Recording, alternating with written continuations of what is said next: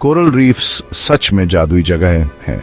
ये समंदर के नीचे हलचल वाले शहरों की तरह है जो चमकीले रंगों और खूब सारी लाइफ से भरे होते हैं। ये कमाल के स्ट्रक्चर्स छोटे छोटे जानवरों से बनते हैं जिन्हें कोरल पॉलिप्स कहते हैं।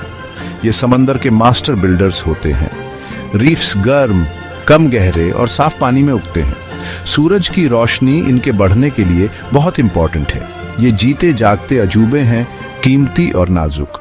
पानी के नीचे ये बगीचे हमारी धरती के छिपे हुए खजाने हैं। कोरल पॉलिप्स बहुत ही मस्त छोटे जीव होते हैं। ये नरम शरीर वाले छोटे जानवर होते हैं जो जेलीफिश और सी एनीमोन के रिश्तेदार होते हैं। हर पॉलिप का एक मुंह होता है जिसके चारों ओर टेंटेकल्स होते हैं। वो इन टेंटेकल्स का इस्तेमाल पानी में तैरते हुए खाने के छोटे छोटे टुकड़ों को पकड़ने के लिए करते हैं। बहुत सारे पॉलिप्स एक साथ रहते हैं और बड़े बड़े ग्रुप बनाते हैं जिन्हें कॉलोनीज कहते हैं। यही कॉलोनीज वो रीफ का स्ट्रक्चर बनाती है जो हम देखते हैं। कोरल रीफ के रंग बहुत कमाल के होते हैं। आपको हर तरह के शेड देखने को मिलेंगे। लाल, पीले, नीले, हरे और बैंगनी रंग खूब सारे होते हैं। इनमें से ज्यादातर रंग झुक्सेंथेली नाम के छोटे छोटे एल्गी से आता है जो कोरल के टिश्यूज के अंदर रहते हैं। ये एक खास तरह की पार्टनरशिप होती है, एक सिम्बियोसिस।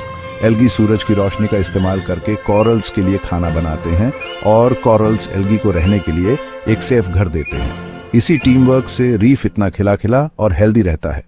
कोरल रीफ्स हमारी दुनिया के कुछ खास हिस्सों में पाए जाते हैं। ये ट्रॉपिकल और सब ट्रॉपिकल समुद्रों में खूब फलते फूलते हैं। पानी बिल्कुल सही होना चाहिए। ऑस्ट्रेलिया का ग्रेट बैरियर रीफ तो बहुत फेमस है। ये धरती का सबसे बड़ा रीफ सिस्टम है, इतना बड़ा कि इसे स्पेस से भी देखा जा सकता है। दूसरे रीफ्स कैरिबियन सी, रेड सी और इंडियन ओशन में भी मिलते हैं। इन जगहों पर कोरल के बढ़ने के लिए एकदम परफेक्ट कंडीशंस मिलती है। गर्मी, साफ पानी और सूरज की रोशनी, यही तो चाहिए इन्हें। कोरल रीफ्स ना गजब की वैरायटी ऑफ लाइफ से भरपूर हैं। उन्हें अक्सर समुद्र के रेन फॉरेस्ट्स भी कहते हैं। ये एक बहुत अच्छा डिस्क्रिप्शन है। इससे पता चलता है कि कितने अलग अलग प्लांट्स और एनिमल्स वहां रहते हैं। हजारों हजारों स्पीशीज रीफ्स को अपना घर समझते हैं। फिश, शेलफिश, वर्म्स और भी बहुत सारे मरीन एनिमल्स। लहरों के नीचे ये एक बिजी, चहल पहल वाला नेबरहुड है। हर छोटी से छोटी जगह किसी ना किसी क्रीचर के लिए घर होती है। डाइवर्सिटी इतनी कमाल की है कि बस देखते ही बनता है। नेचर की क्रिएटिविटी का एक असली नजारा। रीफ्स ओशन लाइफ के लिए बहुत ही इंपॉर्टेंट है।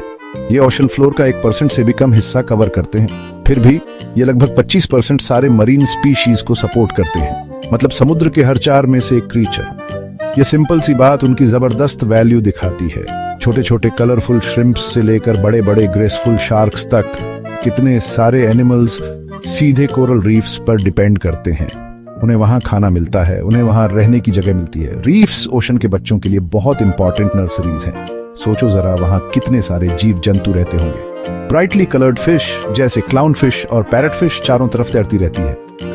आपको शायद एंजल फिश और बटरफ्लाई फिश भी दिख जाएं। क्रैब्स, लॉबस्टर्स और श्रिम्प रीफ की बहुत सारी दरारों में छुपे रहते हैं।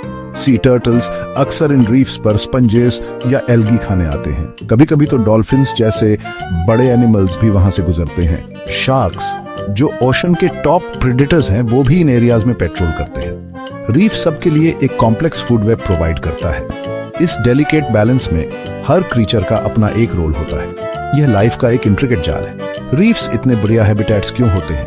रीफ का कॉम्प्लेक्स स्ट्रक्चर बहुत अच्छी प्रोटेक्शन देता है। छोटी मछलियां बड़े प्रेडेटर्स से आसानी से छुप सकती हैं। यह नुक्स एंड क्रैनीज उनके लिए सेफ ठिकाने होते हैं। कोरल्स खुद भी कुछ एनिमल्स के लिए खाने का सोर्स होते हैं। साफ पानी सनलाइट को गहराई तक पेनिट्रेट करने देता है। यह सनलाइट एल्गी तक पहुंचती है जो लाइफ के लिए बहुत जरूरी है। एल्गी रीफ के फूड चेन का बेस बनाते हैं। ये एक कंप्लीट इकोसिस्टम है जो जरूरत की हर चीज प्रोवाइड करता है।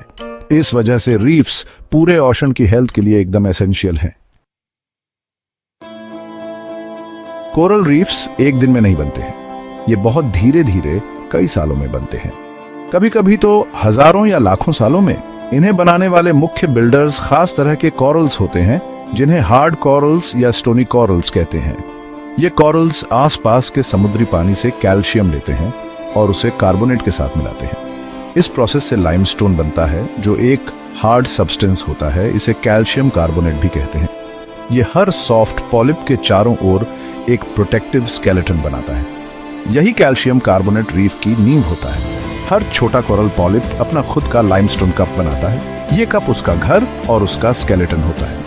जब कोई पॉलिप मर जाता है तो उसका हार्ड कप बचा रह जाता है। फिर नए पॉलिप्स इन पुराने खाली कप्स के ऊपर उगते हैं। परत पर परत बनती जाती है, बहुत बहुत धीरे धीरे। रीफ ऊपर की ओर सूरज की रोशनी की तरफ बढ़ता है। ये बाहर की तरफ भी फैलता है, अपनी पहुंच बढ़ाता है। ये ऐसा है जैसे छोटी छोटी ईंटों से एक बड़ा शहर बना रहे हैं। कुछ रीफ्स तो बहुत पुराने हैं, शानदार स्ट्रक्चर्स होते हैं। वो छोटे एल्गी जिनका हमने जिक्र किया था, उनका बहुत जरूरी रोल होता है। ये ज़ूक्सैंथेली जो कोरल्स के अंदर रहते हैं, बहुत जरूरी होते हैं। ये रीफ को तेजी से बनाने के लिए बहुत जरूरी है। ये कोरल्स को कैल्शियम कार्बोनेट बहुत तेजी से बनाने में मदद करते हैं। इसीलिए ज्यादातर रीफ्स धूप वाली जगहों पर सबसे अच्छे से बढ़ते हैं। एल्गी को फोटोसिंथेसिस के लिए यानी खाना बनाने के लिए सूरज की रोशनी चाहिए होती है। ये कमाल की पार्टनरशिप कोरल्स को अपना स्केलेटन बनाने में मदद करती है। इससे पूरे रीफ को बढ़ने और फैलने में मदद मिलती है। ये सच में नेचर के एक साथ काम करने का एक बहुत खूबसूरत एग्जाम्पल है।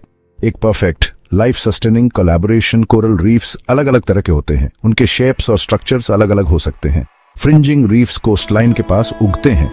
ये किसी आइलैंड या जमीन के चारों ओर एक फ्रिंज की तरह होते हैं। बैरियर रीफ्स ज्यादा बड़े होते हैं और किनारे से दूर होते हैं। ये जमीन से पानी के एक लैगून से अलग होते हैं। एटॉल्स मेरे फेवरेट हैं। ये रिंग शेप के रीफ्स होते हैं। ये अक्सर पानी में डूबे हुए ज्वालामुखी द्वीपों के आसपास बनते हैं। ये अलग अलग टाइप जियोलॉजिकल हिस्ट्री पर डिपेंड करते हैं। सी लेवल और जमीन में बदलाव भी इन्हें आकार देते हैं।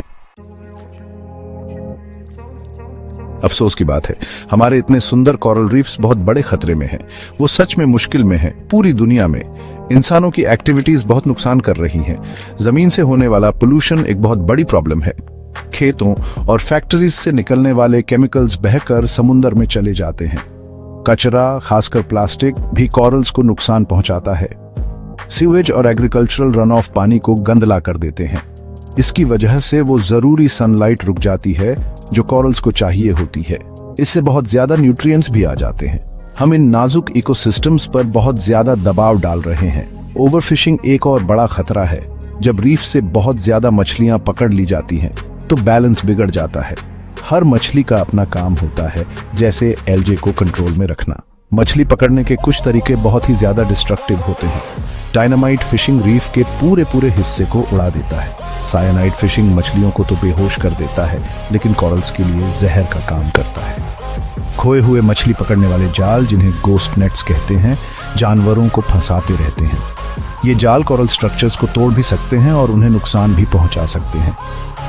इन तरीकों से रीफ की बुनियाद ही खत्म हो सकती है। हमें अपनी फिशरीज को बहुत ज्यादा ध्यान से मैनेज करना होगा। सबसे बड़ा खतरा तो क्लाइमेट चेंज है। हमारी धरती गर्म हो रही है और हमारे समुंदर भी। जब समुंदर का पानी बहुत ज्यादा गर्म हो जाता है तो कोरल्स स्ट्रेस में आ जाते हैं। वो अपने टिश्यूज में से कलरफुल एल्गे को निकालकर रिएक्ट करते हैं। इसे कोरल ब्लीचिंग कहते हैं। कोरल्स एकदम सफेद पड़ जाते हैं। अगर पानी बहुत ज्यादा देर तक गर्म रहता है तो वो मर जाएंगे। ओशन एसिडिफिकेशन क्लाइमेट चेंज का एक और असर है। समुंदर हवा में मौजूद ज्यादा कार्बन डाइऑक्साइड को सोख लेता है। इससे पानी ज्यादा एसिडिक हो जाता है, जिससे कोरल्स के स्केलेटन्स बनाने की एबिलिटी पर असर पड़ता है। कोरल रीफ्स को बचाना बहुत ही ज्यादा जरूरी है। ये समुंदर के लिए जरूरी है और हमारे लिए भी जरूरी है। रीफ्स हमारे समुद्री किनारों की तूफानों और इरोजन से रक्षा करते हैं। वो कुदरती ब्रेक वाटर्स की तरह काम करते हैं, लहरों की एनर्जी को कम करते हुए। वो लाखों लोगों के लिए खाने का एक बहुत अहम जरिया है। इनसे फिशिंग और टूरिज्म के जरिए रोजगार चलता है। उनमें नई मेडिसिन के लिए अमेजिंग पोटेंशियल है। और हाँ, बिल्कुल, वो अनगिनत मरीन स्पीशीज के लिए यूनिक घर है। हमारे रीफ्स को खो देना एक ऐसी ट्रेजेडी होगी जिसके बारे में सोचा भी नहीं जा सकता। हमें पानी के नीचे के इन खजानों को बचाने के लिए अभी एक्शन लेना होगा। हम में से हर एक फार्क ला सकता है।